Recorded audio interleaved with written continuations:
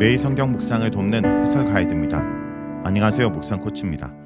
함께 읽고 나눌 말씀은 마태복음 27장 45절에서 56절까지 말씀입니다.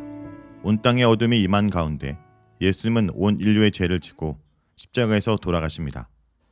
예수님의 죽음에 따른 몇 가지 사건들과 백부장의 고백은 예수님의 죽음이 하나님의 구원 계획을 완성하기 위한 것이라는 사실을 뒷받침합니다. 45절에서 53절 읽겠습니다. 제6시로부터 온 땅의 어둠이 임하여 제9시까지 계속되니 제9시쯤에 예수께서 크게 소리질러 이르시되 엘리 엘리 라마 사막다니 하시니 이는 곧 나의 하나님 어찌하여 나를 버리셨나이까 하는 뜻이라.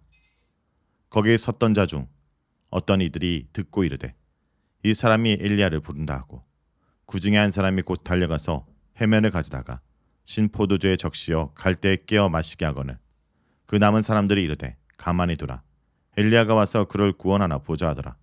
예수께서 다시 크게 소리 지르시고 영원히 떠나시니라. 이에 성소 휘장이 위로부터 아래까지 찢어져 둘이 되고 땅이 진동하며 바위가 터지고 무덤들이 열리며 자던 성도들의 몸이 많이 일어나되 예수의 부활 후에 그들이 무덤에서 나와서 거룩한 성에 들어가 많은 사람에게 보이니라. 헬라어 본문 제6시는 정오를 가리킵니다. 대낮의 어둠이 3시까지 3시간 동안 온 땅을 덮었습니다. 온 땅은 십자가 사건이 일어난 땅인 유대 지역을 가리킵니다. 대낮에 온 땅이 캄캄해졌으므로 이 어둠은 초자연적으로 일어난 사건이고 하나님의 계획을 의미하는 현상입니다. 정오에 시작된 어둠은 오후 3시까지 이어졌습니다. 예수님은 큰 소리로 부르짖어 말씀하십니다. 큰 소리로 부르짖는 것은 기도하는 사람의 모습을 의미합니다. 시편 22편 2절에 내 하나님이여 내가 낮에도 부르짖고 밤에도 잠잠하지 아니하오나 응답하지 아니하시나이다 라고 말합니다. 엘리는 나의 하나님을 뜻하는 히브리어입니다. 레마 사막다니는 왜 나를 버리셨습니까? 를 뜻하는 아람어입니다. 버림받으신 예수님은 아버지의 철저한 외면 속에서 고통을 겪고 있습니다. 이 사실을 46절이 의인의 고통을 담고 있는 시편 22편을 암시하는 데서 증명됩니다. 아들의 고통은 세상의 누구도 이해할 수 없는 경험한 적도 없고 경험할 수도 없는 고통입니다.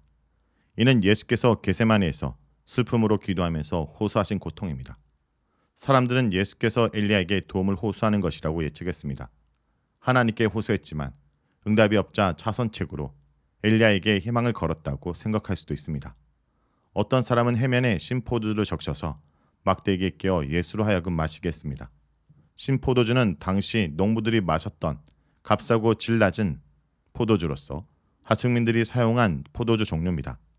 49절과 연결해 보면 사람들은 동정심 때문이 아니라 생명을 좀 더 연장해서 정말로 엘리야가 오는지 알아보려고 호기심으로 신포도주를 제공한 것으로 보입니다. 34절에서 쓸개 탄 포도주를 마시지 아니하셨지만 목마를 때 식초를 마시겠다는 내용이 시편 69편 21절의 성취를 위해 예수님은 이것을 받으셨습니다. 그들이 쓸개를 나의 음식물로 주며 목마를 때는 초를 마시게 하였사오니 예수님은 다시 큰 소리로 부르짖으셨고 숨을 거두셨습니다. 그때 성전의 휘장이 위로부터 아래까지 둘로 찢어지고 땅이 흔들렸고 바위들이 갈라졌습니다. 무덤들이 열렸고 자던 많은 성도들이 일으켜졌습니다. 그들은 예수님의 부활 후에 무덤에서 나와 거룩한 성으로 들어가 많은 사람들에게 나타났습니다. 마태복음은 부활 후에 일어나는 이 사건들을 부활 이야기가 아니라 순환 이야기 속에 배치해서 십자가 죽음이 부활과 직결된다는 점을 부각합니다. 성전의 휘장이 찢어진 사건은 여러 의미를 전달합니다. 첫째, 마태는 성전 휘장이 찢어진 것과 묵시 사건을 연결하여 예수님의 죽음으로 하나님의 구속 계획이 성취되었음을 강조합니다. 마태복음은 구약 본문을 사용하여 묵시적 사건들이 지닌 의미를 암시해주고 있습니다. 마태복음이 사용한 구약 본문들을 보면 무덤이 열려서 하나님 백성이 살아나며 하나님께서 임하셔서 성도들과 함께 계시며 땅의 티끌 가운데 자던 자들이 부활한 것입니다. 예수님의 부활 이후에 성도들의 몸이 살아나는 것은 자기 백성을 회복시키려는 하나님의 계획이 성취된 사실을 가리킵니다. 본문의 성도들은 하나님에 대한 신실한 신앙을 지키기 위해 고난을 감수한 사람들을 가리키는 것으로 보입니다. 성도들의 부활은 예수님이 재림하실 때 새로운 세상이 시작될 때 일어날 것입니다. 예수님의 죽음은 그런 부활의 길을 열었으며 마태복음은 선지적 시각으로 부활이 현재 일어나고 있는 것처럼 강조합니다. 둘째, 성전의 휘장이 찢어진 사건은 하늘에 감추어져 있던 비밀이 계시되었음을 알립니다. 당시의 사람들은 성전의 휘장을 하늘의 궁창을 상징하는 것으로 이해했기 때문에 그리스도의 죽음으로 하늘이 열려 보이지 않는 하늘의 뜻이 이 땅에 계시됩니다. 성전은 우주의 축소판으로 보이지 않는 하늘, 보이는 하늘, 땅과 바다를 상징적으로 담아내는 구조물입니다. 성전은 수직의 우주를 수평으로 형상한 것으로 성전의 휘장이 찢어진 것은 하늘의 문이 열릴 것을 의미합니다. 즉 예수님의 죽음에 대한 반응으로 하나님께서 내려오셔서 자기 백성을 회복하실 뿐 아니라 이방인들이 하나님의 진리를 깨닫게 하신 것을 의미합니다.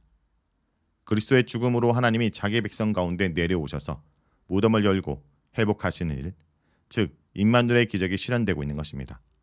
아들의 희생에 대한 성부의 반응으로, 즉 전적인 은혜로 우리는 예수님을 하나님의 아들로 알게 됩니다. 그리고 우리 인생 가운데 임하시고 우리와 함께 하시는 은혜는 아들의 죽음을 통해서만 가능한 사건입니다. 그래서 십자가의 죽으심이 복음입니다. 54절에서 56절 읽겠습니다. 백부장과 및 함께 예수를 지키던 자들이 지진과 그 일어난 일들을 보고 심히 두려워하여 이르되 이는 진실로 하나님의 아들이었도다 하더라. 예수를 섬기며 갈릴리에서부터 따라온 많은 여자가 거기 있어 멀리서 바라보고 있으니 그 중에는 막달리 마리아와 또 야고보와 요셉의 어머니 마리아와 또 세베대의 아들들의 어머니도 있더라. 사형을 집행한 로마 백부장과 군인들은 십자가의 예수님을 진실로 이 사람은 하나님의 아들이라고 고백합니다. 진실로는 신앙 고백적인 성격을 나타냅니다. 로마 군인들이 고백하는 장면은 예수님의 죽음을 통해서 이방인들에게 하늘의 비밀이 계시되고 구원의 길이 열린 것을 보여줍니다. 하늘에 감춰진 진리는 예수님이 하나님께서 기뻐하시는 아들이요 하늘의 뜻을 이루기 위해 고난의 길을 선택하는 자라는 것입니다. 마태복음은 하늘이 열려서 하늘의 계시가 알려진 사실을 이미 보여주었습니다. 그런데 이전의 장면과 달리 이번에는 하나님의 계시가 하늘이 아니라 사형을 집행한 로마 백부장과 군인들의 입에서 나왔습니다. 하늘의 진리가 이방인들에게 전해집니다. 그가 예수님의 신분을 알게 된 것은 아들의 죽음에 대한 하늘의 반응으로 이루어진 결과인 것입니다. 이로써 마태복음은 예수님의 죽음을 통하여 이방인들을 포함하는 하나님의 구속 사역이 성취되고 있음을 알려주고 있습니다. 로마인들에게 하나님의 아들은 가이사랴를 가리킵니다. 백부장과 군인들은 로마의 황제가 아니라 십자가에 달려 죽은 제수가 하나님의 아들이란 사실을 깨닫습니다. 군인들은 이제까지 하나님의 아들인 황제에게 순종했으나 이제 순종의 대상이 바뀝니다. 십자가 현장에서는 예수님을 위해 많은 여자들이 함께했습니다. 여자들은 끝까지 예수님을 따랐고 십자가 현장에서까지 와서 그의 처형을 지켜보았습니다. 마태복음 여자들이 멀리서 보았다고 설명합니다. 여자들이 예수님께 가까이 가는 것이 위험했기 때문일까요? 예수님을 따른 것에 실패한 베드로가 멀리서 예수님의 신문을 본 것처럼 여자들도 실패한 것일까요? 마태복음이 그곳 또는 거기에를 넣은 것은 여자들이 십자가 현장에 있다는 사실을 강조합니다. 그렇다면 본문의 많은 여자들은 예수님을 버리고 간 모든 제자들과 대조됩니다.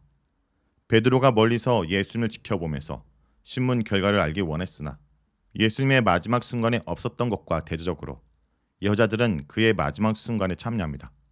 따르고 섬기는 것은 제자도의 언어이므로 여자들이 십자가 현장에까지 예수님을 따른 것은 제자도의 모범입니다.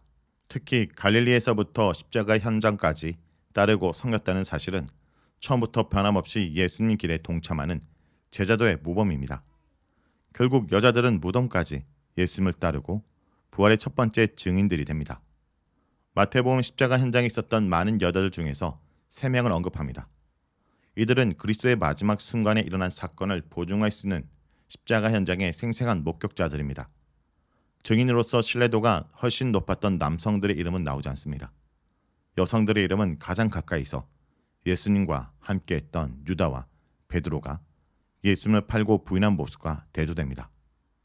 자, 여기까지가 마태복음 27장 45절에서 56절까지 말씀입니다.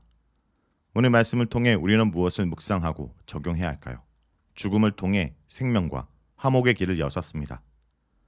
예수님의 죽음과 함께 성소의 휘장이 위에서 아래까지 찢겨진 사건은 눈에 보이는 성전의 기능과 성전 제사의 종식을 의미했습니다. 더 이상 성전도 제사도 제물도 제사장도 필요 없게 된 것입니다. 이제 영원한 제사장이요 새 성전이신 그리스도 안에서 하나님이 계신 은혜와 보호자 앞에 담대히 나아갈 수 있는 새롭고 산 길이 열린 것입니다. 굳게 닫았던 무덤이 열리면서 성도들이 다시 살아나 예루살렘 거리를 활보했습니다. 이것은 예수님의 부활과 종말에 있을 성도들의 부활을 미리 보여준 상징적인 사건입니다. 첫사람 아담은 불순종으로 이 땅에 사망의 그늘을 들이왔지만 마지막 아담이신 예수님은 십자가 순종으로 이 땅의 새 생명, 거룩한 생명, 죽음을 이긴 영원한 생명을 가져오셨습니다. 그러므로 성도 여러분, 오늘도 십자가의 도를 믿고 배우고 따르고 그 역사에 참여하고 있는지 자신을 돌아보기 원합니다.